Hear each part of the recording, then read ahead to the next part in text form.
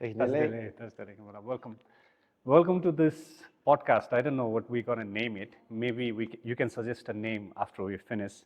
Oh, But yes, I'd like to welcome you, Kempola Chwingdoje from Dzongsa Institute. You and I share the same master, Dzongsa Khyentse Rinpoche, and I have had a great pleasure to attend some of your teachings in past. thank you. Thank you so much for your time, Kempola. Thank you. So today, Kimberla, our friends have decided that we need to talk about issues that is relevant to the society now, especially to engage with young people. Okay.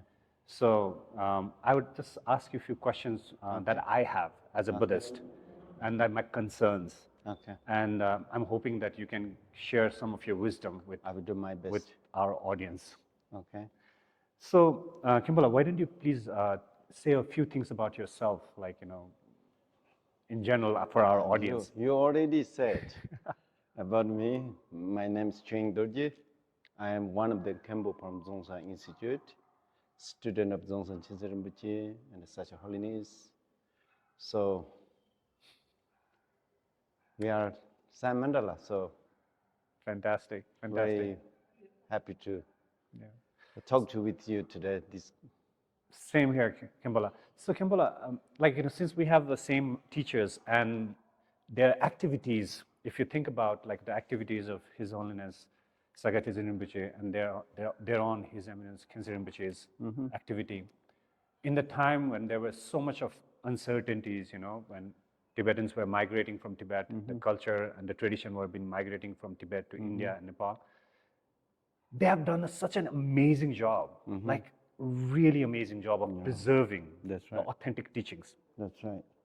and bringing it till here, till today's 2024, where you and I received the Lamdre again, exactly the way it was given probably, hundreds of years ago.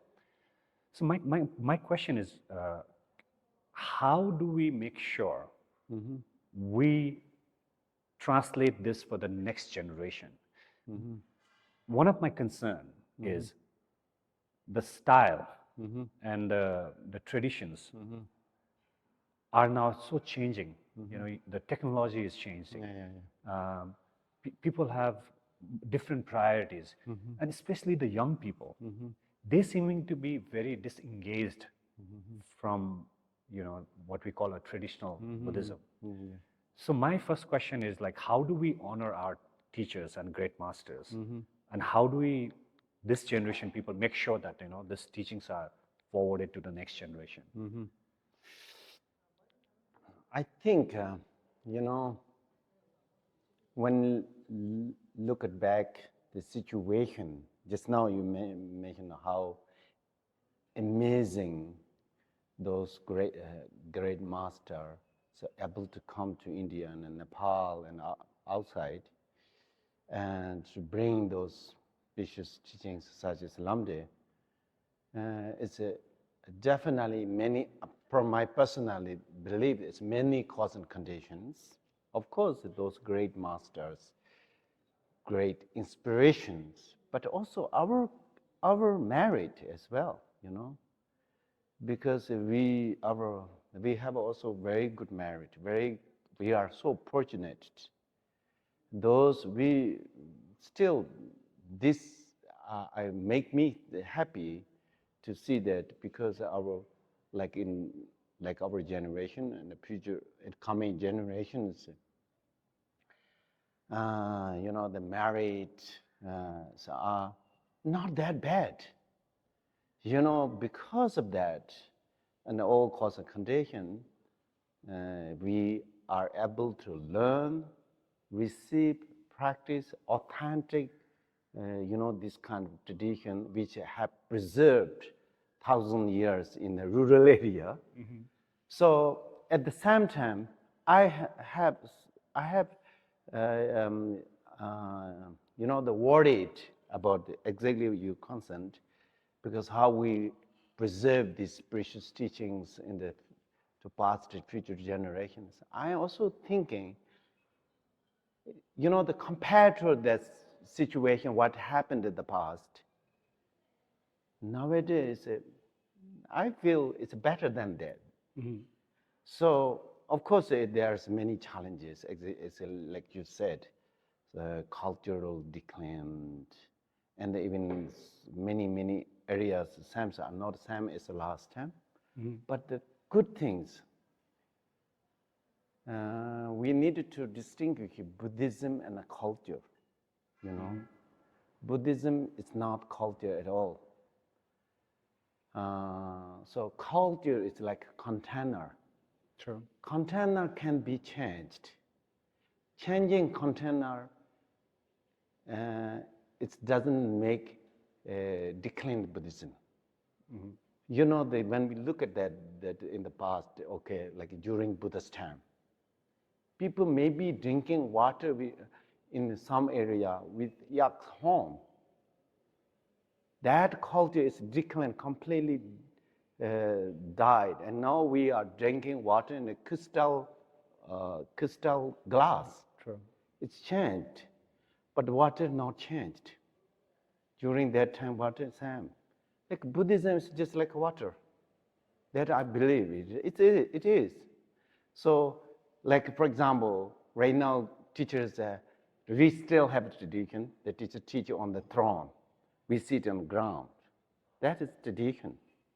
Maybe next time teachers stay on down, students sitting up, teaching Buddhism perfectly. That's okay. It's just changing culture. It doesn't make a sort of a different the Buddhism. Make it decline the Buddhism. But then also I have a little bit, you know, I used to have this kind of a pessimistic, pessimistic. Yeah. But then I kept thinking in the younger generations. I also can see the younger generations are really interested in the Buddhist ideas. They're interested in Buddhism. They're not really interested in cultures. You know, like cultures that which is for example, long section of the teachings. They don't like it. For example, don't have the break time for toilet. They don't like it. But they like Buddhism because they are interested in Buddhism. But problem, what I can see that, like we as teachers, not able to providing like a containers. What I'm using container. It's actually culture, or how to say the styles. Styles is not, we are not able to update it accordingly the timing. You know, we don't have to update Buddhism. Buddhism cannot update. If they update Buddhism, then that time Buddhism died. You know, Buddhism is like a water. If your water is updated, then what will happen? It will be polluted, or it will be different, changed, completely different. But you can update containers, and the same thing, like we can update the cultures. For example, styles. You know, they're wearing like monks' robes like this. This is also actually changed. During Buddhist time, never wear any of these monks' robes, like what I wear. Because in India, when was first Buddha taught in Varanasi, that 5 monks ever happened in there. Those what were there wear is only 3 different colors. Those colors are now like this color, and their shape or designs are completely different. And when come to this Tibet Buddhism, and the changing accordingly. For example, like there's a very good this. For example, this piece of we call Tanga. You know, it never existed in India for monks. It's actually existed for bhikkhunis, for cover up. And then in the Tibet, the Buddhism adding it, wearing this. Because it's cold, maybe. It's just dress. It's not. It's called uniform. Changing uniform will never make decline the Buddhism. We can like this kind of. We can provide it and adopt it, update. We can update it, for accordingly the younger generation. Then also from my what I usually think, because for me, I'm like me who are educated in traditional Buddhist institute and being many different, part of the world, see many things, and then we know, we know we need to update or change teaching styles, way of the explaining, way of the making accessible to younger generations. But the problem is because like we don't have knowledge how to make it. So my follow-up question is this, Kimpola, like what you're just saying, the container may change, but the contained is the same. And all of us are concerned with the contained, that it is pure, and which is.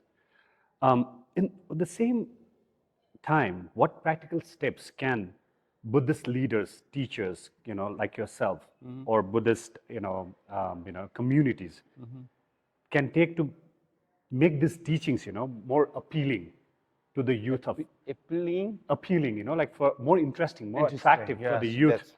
That's right. Without compromising the essence of Buddhism. Yeah. That's exactly what just now I mentioned that. Like people like me. I mean, just what do you think from top of your head? Maybe three simple. We need to train younger teachers who know the mind of the younger generations precisely and how they communicate with them. We need to train that one.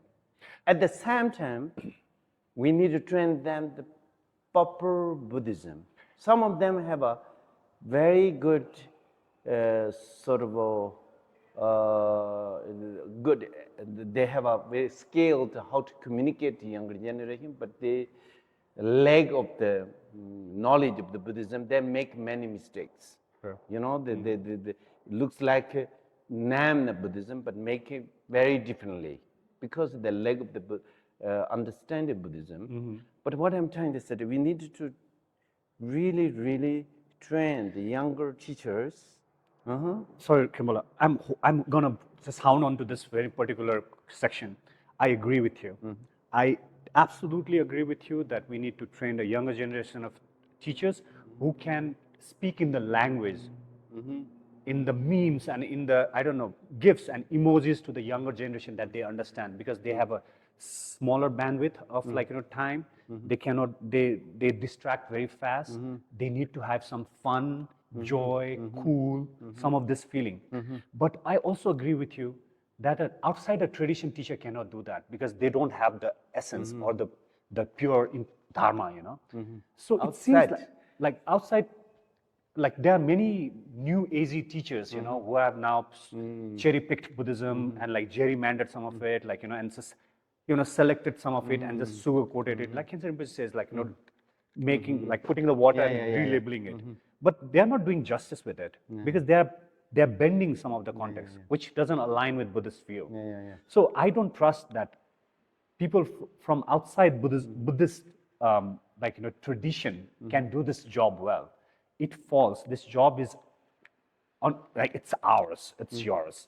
So what I'm saying is, my very straight up question is like,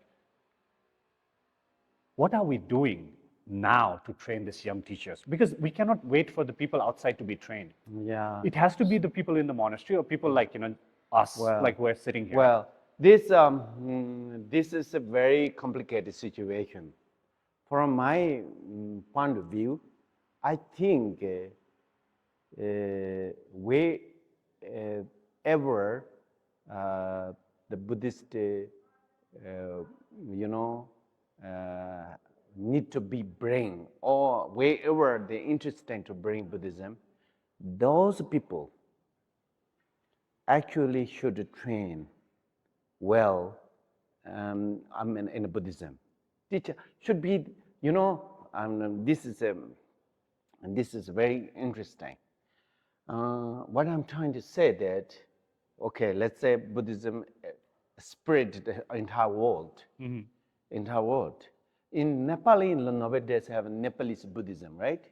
They're called Nepalese Buddhism. I think it's very good, because what I'm trying to say is that right now I saw the many countries, they're practicing Buddhism, but the Buddhism still that not got as a residential, green card. It's still guest. Why? Because like outside people can only deliver the Dharma to there, cannot hold there. Wherever the Buddhists need to be preserved, those people has to preserve it. They need to, they know that their culture, they know their language. Without infect their cultures, they have to keep and preserve the Buddhism, then Buddhism alive. Just like the Tibet, just like in China, they can preserve the 1,000 years. Why? Because Buddhism never infect their culture, and they first they translate in their language, and then they made up their own style of the monks' robes, temple and ritual things, all those things. Then they can preserve it. Something like otherwise, Buddhism, many areas, they lack Buddhism, Buddhist idea. But because I observed that many of them are misunderstanding of the culture of Buddhism. Culture, changing culture is very difficult. You cannot change. For example, like if you want to settle Tibetan Buddhism in, let's say, in the U.S., let's say in different place, as they own, in American own, the wearing monks' robe in like Tibet is the way, teaching style, the arrangement style, ritual Thomas, all and like do like Tibetan cultures, there will never be like citizenship American Buddhism. It's still need to be like American Buddhism or Australian Buddhism or New Zealand Buddhism. If they have they keep its own, they keep on as an on part of them, then Buddhism can preserve there. So in order to do precisely those in people there, they how to say the local or wherever Buddhists go, those people should really learn about Buddhism, what is really Buddhism about it, what is the main view of the Buddhism, and also not only learn the practice, they need to experience is the result of the Buddhism, then can preserve it. Just learning, I don't think it will be survive for a long time. On that note, Kimbala, by survival, I mean, we just are now receiving the Lamdre, which has been like, a very old tradition, starting from Virupa. And it has continued without an unbroken lineage. And it's thousands of people have benefited now, and hundreds of thousands of people have benefited in past. And somehow the society of past was engaged in, giving it forward, sending it forward, and we just had the good fortune to receive it. But how do you see like the population dynamics in these teachings, like the age dynamics? Because, okay, I counted people, there are about 4,000 people there, out of which 500 Chinese. Out of those 500 Chinese, I think 400 are women, gender dynamics. Out of them, probably 380 women are plus over 40, 50-year-old. Then we have 1,000 monks, maybe 1,500, and then we have 2,000 Himalayan people and Nepali people, out of which 80% are 60, 70-year-old, you know. So what I'm looking at is a lot of old people, a lot of women, and I have to be very honest with you. Buddhism, as I see right now, the Vajrayana Buddhism, it's a man-led. It's a man world, you know. Everything is by man, like you know, great lamas are man, like all the monks are man, like all the Khenpos are man, like it's a man-led world. But now is the sangha is like old people or the woman.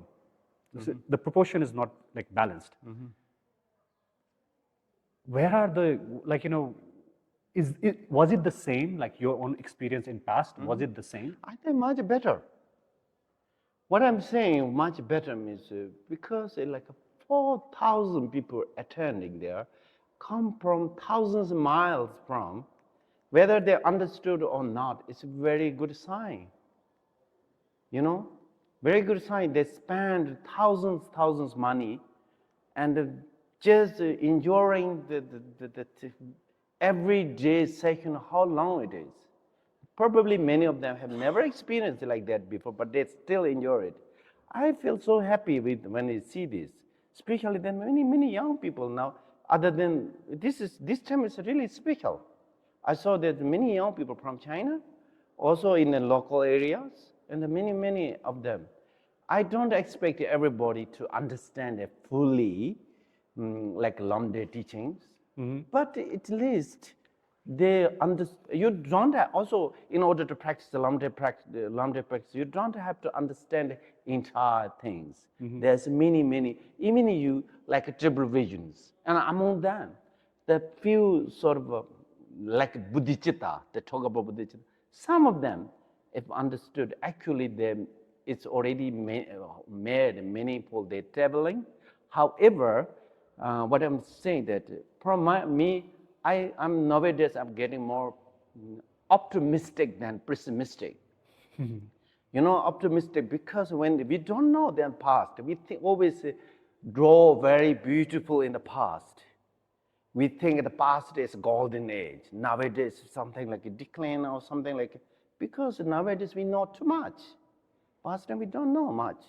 We don't know what's happening behind this wall for maybe sometimes years. Nowadays, what's happened in the other corner of the world, immediately you know. But we know too much. We think it's getting worse and worse, but actually not. It's opposite. Even it's getting better and better right now. So you see that 4,000 people attending the Lamde teaching in the 2 months. That is a very good and optimistic area. But they will definitely already planting seeds of the Dharma, and that there will be grow and better and better and bigger. So this is very good for me, that area. And then another part, what did you say? No, my question was like, Kemola, I agree with you. It's a lot of optimism there, you know, that with the participation of people all over the world.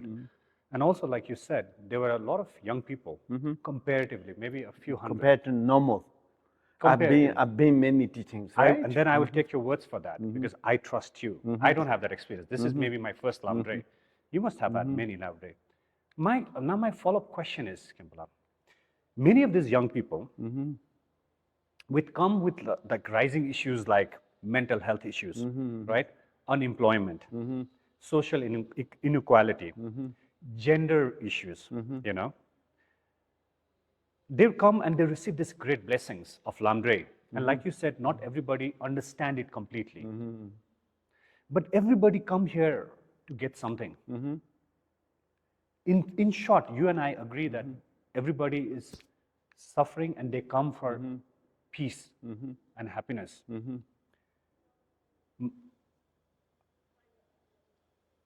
How do we keep that contact with these young people who actually came all the way to the temple, stayed with us for 2 months?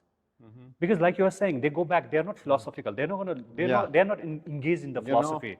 And they have problems, they have issues. They are fighting in the world every day to survive, to compete with their peers and to keep up with the demands of the society.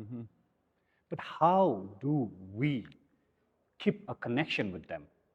How Do does we means? like the Buddhist institution, Yeah, this is actually one of the example how connected with them, and but just now I want to add them because the Lamde teaching is really big.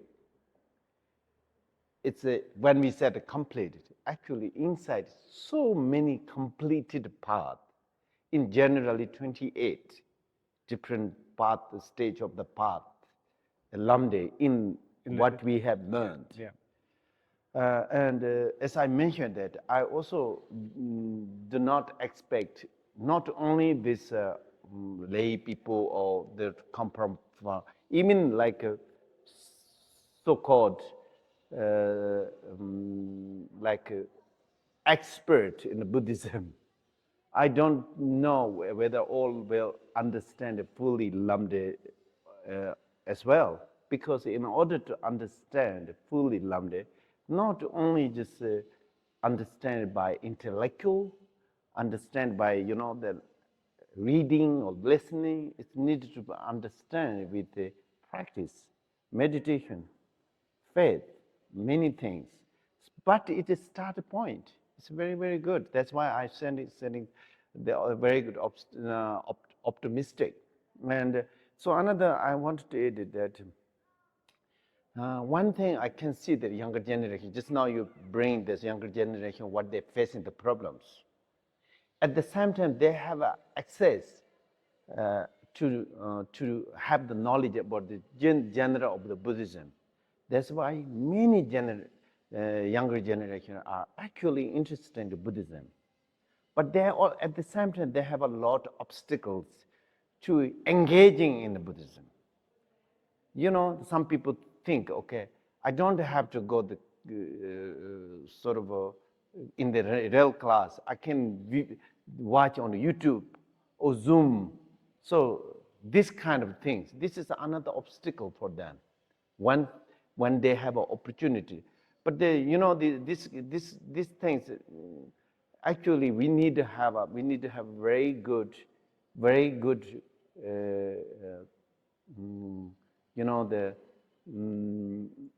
the I can't say modern teacher, but also why not modern Buddhist teacher? Modern Buddhist teacher, I don't mean the wearing the jans or something like that. I mean that modern Buddhist teacher means who really understand the modern people's mind, how they make it interesting, how to put in the package to then they understand it. Of course.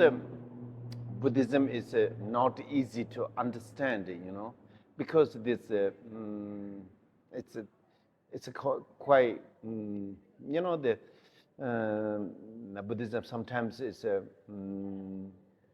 the subject is very complicated, and the subject is very complicated, very meticulous, so many details, so many because if you don't understand. That you will lose interest. Young people are not interested in those yes, things. Yes. So this is because we also need to know. Teachers need to know their mind. Right now, still in our great masters, they maybe the knowledge about the situation. Maybe never train how to make interesting, how to put in package for according to the younger generations. So this one of the what I'm just always say wish we train. Of course, first very good in the Buddhism, not only just intellectual. Dry intellectual cannot keep the Buddhism alive, and then the Buddhism only can keep with the practice. Who have experience, at least. I don't talking about the high level of the experience. Mm-hmm. I'm talking about, like, for example, like someone learned Shanti Deva's where the Bodhisattva was, like chapter these patient chapters, some people, and then practicing it, and then they help them. For example, making them more tolerant, making them more easygoing. So this kind of experience, I mean, who will practice Buddha Dharma, they will be experience it, and they will hold, preserve the Buddha Dharma. Intellectuals, just dry intellectuals, will just never able to hold the Buddha Dharma really meaningfully. They just maybe can share them information, this and that, and detail that and that to others. That doesn't make much help to others.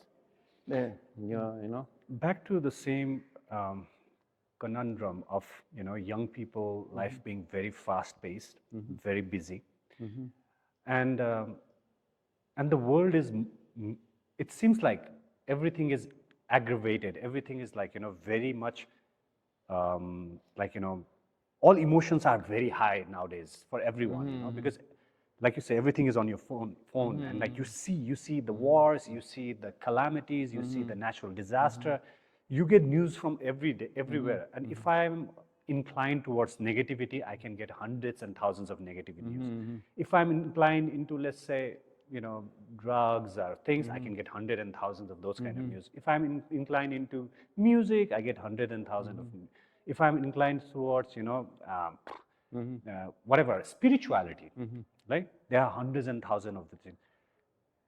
Again, I'm going back to the Himalayan youth who are traditionally from a Buddhist heritage and Buddhist family. And I see more and more these youth are now inclined towards non-Buddhist spiritual system. I don't want to name any specific one, but you can see a lot of this transcendental meditation, mindfulness. You will see a lot of YouTube teachers, and young people, including people from Nepal, Bhutan, Tibet, India, are more interested towards them because I don't know why. They make it simple. I think one of the things that I see is like they're not bringing the rituals, the monastic rituals into conversation. They talk about metaphysics, they talk about quantum physics, they talk about astronomy, and they talk about, I don't know, hyperbole, like other things. And they are taking, unfortunately, I have to say, our clients, And if that they were good, I mean, if they were authentic tradition which would help people, then no problem. They are doing the job for us, so thank you very much. But it's not. It's not. And then they are left disenfranchised from us. I mean, they're like, disengaged from us. Okay. They don't believe in us. And they also don't believe in anything else. And for that, now I see a rise in like people who are like, more like, oh, I don't believe in spirituality. I don't believe in, religion. And I want to be like atheist or things like that. Pimbala, what can we do, to make, again, for these young people, who are going through all the challenges, plus the competition from outside Buddhism, how can we engage them? So without keeping rituals, without like, keeping them something simpler. Okay. Just now you mentioned many things, many points. One thing, like we all, especially younger generation, facing many difficulties. I think this is very good news for the, the heaven, when it comes to the practice of Buddha Dharma, human lives more precious than heaven. Why? We have suffering. Suffering is the teacher. Suffering is the guide. They will bring us to searching the truth. If we never suffer, then nobody's searching the truth. Then always will be just in the delusion and illusions. The suffering is not bad. Those are good. And then another point, what you said, this is exactly what I mentioned during our coffee times.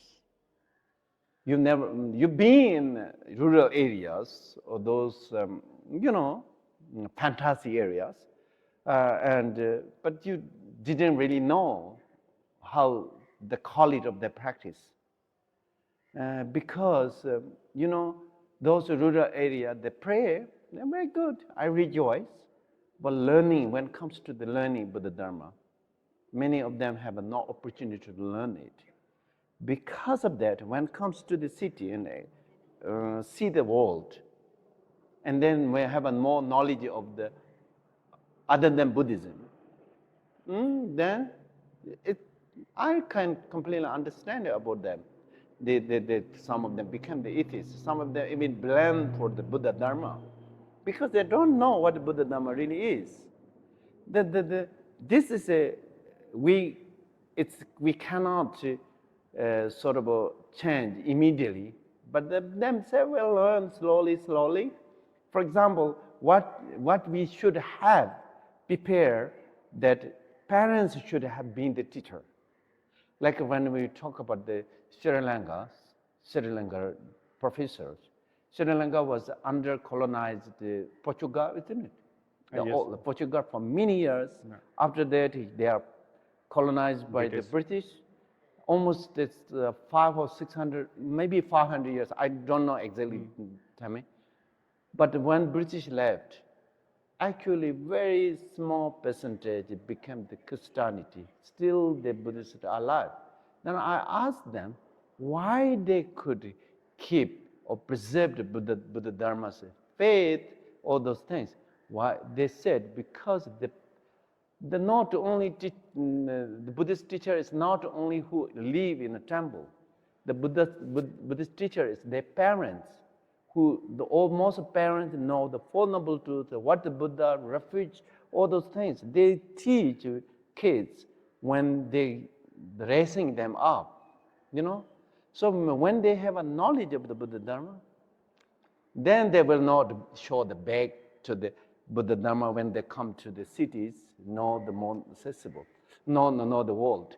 So we'll learn from this history. So I think this is a big challenge. It's not easy to do, but this definitely not only teachers can do. Parents, Buddhist parents, they need to learn and they need to teach when the raising the kids. And also, of course, this, set up like Deer Park Institute, like this Lichabi House, like Rong Yogyi Institute, all those kind of institutions where they can study Buddha Dharma. Actually, this is only what we can do. But this is still not the best way to keep those kids not showing back to their own tradition. Buddha Dharma is because the parents need to be more knowledgeable about the Dharma, and they should be, as I mentioned, the history of the Sri Lanka. So that is one of the best things. That's a very positive, really positive note, Chambola. I really, that's inspiring. You are right. Like Sri Lanka is like one of the most, greatest example of like Buddhism surviving. My add-on question is: do you think, because earlier, as I mentioned, like even during this gathering of Lamdre, I see the ratio of the ratio of gender ratio is almost like 70-30, maybe 70% women, 30% men, or maybe 60-40. Do you see to help this gap, to bridge this gap between the young and the old? Do you think we could have more women in a leadership position? Definitely, why not? Like in teachers. So I'm sure will be changed because even world leaders, many women are coming. Similarly,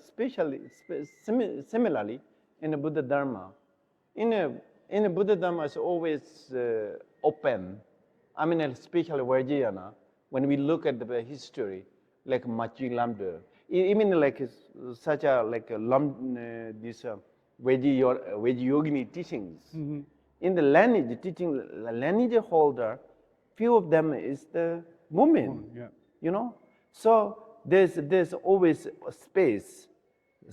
But in the past, unfortunately, in many areas, men's dominated, and then women's have less opportunity to practicing seriously. For example, like it's a situation is very different. Nowadays, very safe. Even they go to the forest to do retreat or for lifetime. They're safe because it's protected. But in the past, very difficult because everywhere is very different in the situation than now. And they can practice in the gathering or like that, but it's in the past, unfortunately, women have a less opportunity to practice it seriously. But nowadays, because that's why I'm saying the world is much better than the past. Now we have a equal right. You know, even we call the animal right. What called animal right? Animal rights. Yeah. So then this we talk. Unfortunately, we need we have a this kind of we have a equal right in women and men. All those things. It's a very they have a much more opportunity. Now they are getting knowledge. They have many different opportunities. Will definitely come in the future more good teachers. But as I mentioned, that teachers not only make with knowledge, need to practice. Yeah. So my last question for the day, Kimbala, on a positive note. I know I've been for the past hour grilling about all the negativity and what I see as unfortunate. But thank you for your answers. Some of them are inspiring. So my last question to you is: are there young Buddhist leaders and movements that you see emerging and inspiring young people for the future? What qualities these leaders, these new leaders, bring to the table? If you can name few, like, do you think, who are these people? I think that first and foremost, they really need to practice with the Dharma. They need to test. If they don't test, outshow will never able to inspire meaningfully others.